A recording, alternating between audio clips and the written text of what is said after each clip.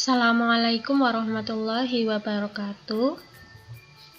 Apa kabar semuanya? Semoga dalam keadaan sehat walafiat ya. Untuk materi kali ini kita akan membahas mengenai indahnya berbagi dengan orang lain berupa zakat. Ya, langsung saja mari kita mulai pembelajaran hari ini dengan bacaan basmalah bersama-sama. Bismillahirrahmanirrahim. Langsung untuk kompetensi inti dan kompetensi dasarnya yang harus kita kuasai. Yang pertama, menghargai dan menghayati ajaran agama yang dianutnya. Kompetensi dasarnya menghayati hikmah zakat. Yang kedua, menghargai dan menghayati perilaku jujur, disiplin, tanggung jawab, peduli, toleransi, gotong royong, santun, percaya diri dalam berinteraksi secara efektif dengan lingkungan sosial dan alam dalam jangkauan pergaulan dan keberadaannya. Kompetensi dasarnya membiasakan sikap dermawan sebagai implementasi dari pemahaman hikmah zakat. Yang ketiga, memahami dan menerapkan pengetahuan faktual, konseptual, dan prosedural berdasarkan rasa ingin tahunya tentang ilmu pengetahuan, teknologi, seni, budaya terkait fenomena dan kejadian tampak mata. Yang keempat, mengolah, menyaji, dan menalar dalam ranah konkret seperti menggunakan, mengurai, merangkai, memodifikasi, dan membuat, dan ranah abstrak seperti menulis, membaca, menghitung, menggambar, dan mengarang sesuai dengan yang dipelajari di sekolah dan sumber lain yang sama dalam sudut pandang atau teori. Kompetensi dasarnya mendemonstrasikan pelaksanaan zakat. Lanjut, pengertian zakat. Apa sih zakat itu? Zakat itu memang ya rukun Islam yang keberapa? Yang ketiga, sehingga wajib untuk kita lakukan. Baik, untuk pengertiannya, yang pertama, zakat itu berasal dari kata zakata yang berarti tumbuh, berkembang, kesuburan, atau bertambah. Bisa juga diartikan membersihkan atau mensucikan, tumbuh, dan juga bertambah. Sedangkan menurut syariat, zakat adalah kewajiban pada harta tertentu untuk diberikan kepada kelompok tertentu dalam waktu tertentu. Firman Allah nih, Bismillahirrahmanirrahim. Innalladzina amanu wa amilus solihati wa aqamus sholata wa atuz zakata lahum ajruhum 'inda rabbihim wala khaufun 'alaihim wala hum yahzanun. Yang artinya, sesungguhnya orang-orang yang beriman mengerjakan amal soleh, mendirikan sholat, dan menunaikan zakat, mereka mendapat pahala di sisi Tuhannya. Tidak ada kekhawatiran terhadap mereka dan tidak pula mereka bersedih. Quran Surat Al-Baqarah ayat 277. Ya, untuk zakat ini dibagi menjadi dua ya. Yang pertama adalah zakat fitrah dan yang kedua adalah zakat mal atau zakat harta. Oke, mari kita buka pengertian dari zakat fitrah. Zakat fitrah menurut bahasa berarti bersih atau suci, sedangkan menurut istilah zakat fitrah adalah mengeluarkan sejumlah harta berupa bahan pokok menjelang Idul Fitri untuk membersihkan jiwa dengan syarat dan juga rukun tertentu. Rukun-rukunnya yang pertama adalah niat, yang kedua ada sang pemberi zakat atau muzaki, yang ketiga penerima zakat fitrah atau mustahiq, dan barang atau makanan pokok yang dizakatkan. Lanjut lagi, sedangkan syarat wajibnya adalah yang pertama, Islam. Dengan demikian, orang yang tidak beragama Islam tidak wajib untuk mengeluarkan zakat. Selanjutnya, orang tersebut ada pada waktu terbenam matahari pada malam Idul Fitri. Yang ketiga, mempunyai kelebihan makanan baik untuk dirinya maupun keluarganya. Yang terakhir, berupa makanan pokok dari penduduk setempat. Jadi di masing-masing tempat itu kan memiliki makanan pokok yang berbeda-beda. Misal di tempat saya di Rawalo, makanan pokoknya itu apa? Makanan pokoknya itu beras. Jadi zakatnya berupa beras begitu. Oke, kita lanjut ke zakat mal ya, atau zakat harta. Zakat mal adalah mengeluarkan sebagian harta yang dimiliki seseorang untuk diberikan kepada yang berhak karena sudah mencapai nisab atau batasan jumlah harta, dan juga haul atau batasan waktu dalam memiliki harta sesuai dengan ketentuan syariat Islam. Tujuannya adalah untuk membersihkan dan mensucikan harta benda mereka dari hak-hak orang miskin.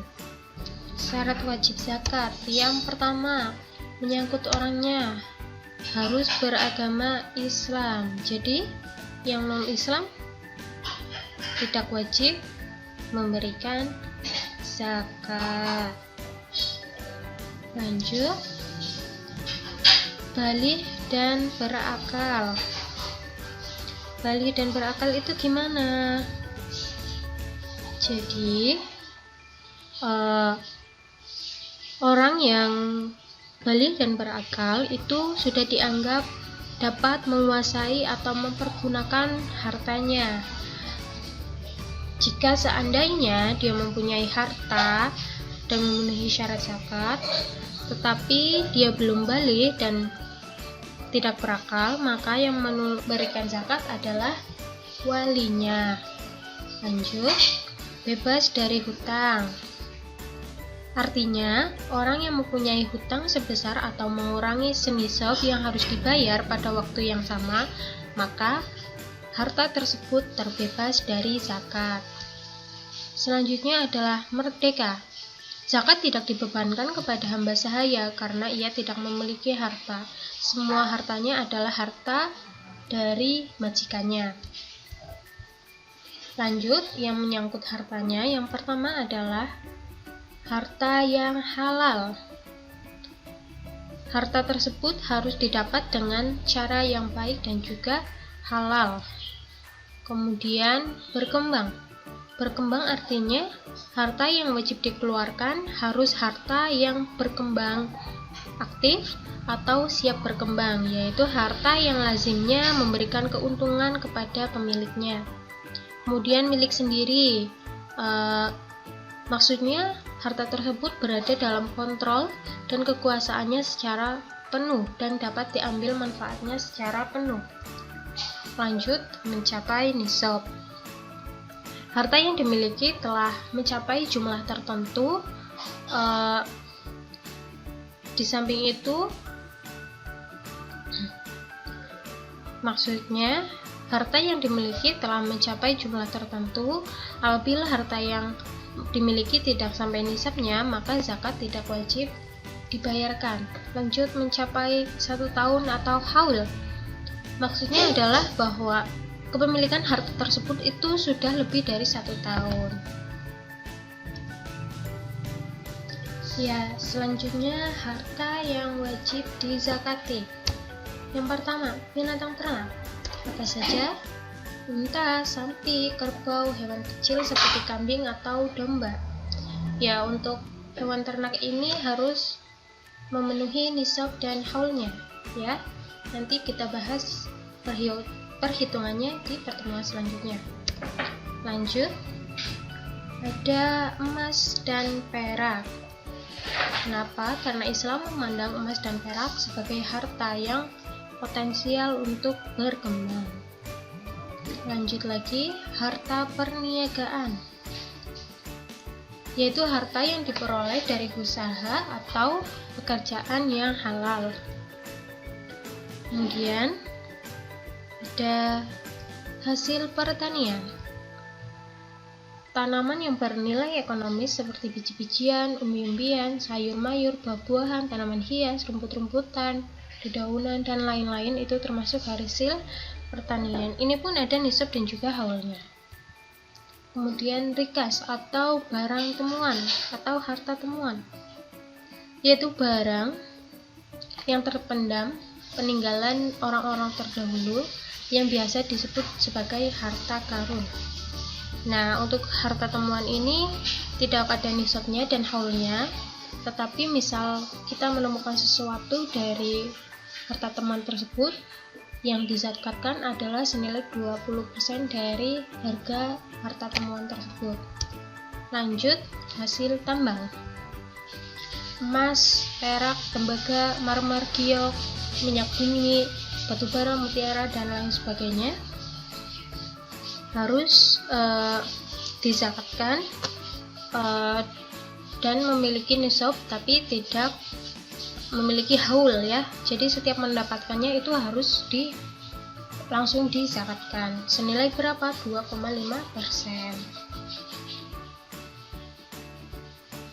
Kemudian kita lanjut ke mustahik zakat atau apa ya? Mustahik zakat. Mustahik zakat itu orang yang berhak menerima zakat. Yang pertama adalah fakir, orang yang amat sengsara dalam hidupnya. Yang pertama adalah fakir, orang yang amat sengsara dalam hidupnya, tidak memiliki harta maupun tenaga untuk memenuhi kebutuhannya. Kemudian miskin, orang yang memiliki barang berharga dan pekerjaan tapi masih belum menutupi kebutuhannya. Yang ketiga, amil, panitia zakat yang mengumpulkan, menyimpan, dan membagi zakat kepada orang yang menerimanya. Yang keempat adalah mu'alaf, yaitu orang yang masuk Islam ya, karena diharapkan itu bisa memperkuat imannya, kemudian juga membuat kawan-kawannya tertarik untuk masuk ke agama Islam. Kemudian ada rikob atau budak yang sedang berusaha membebaskan dirinya. Jadi untuk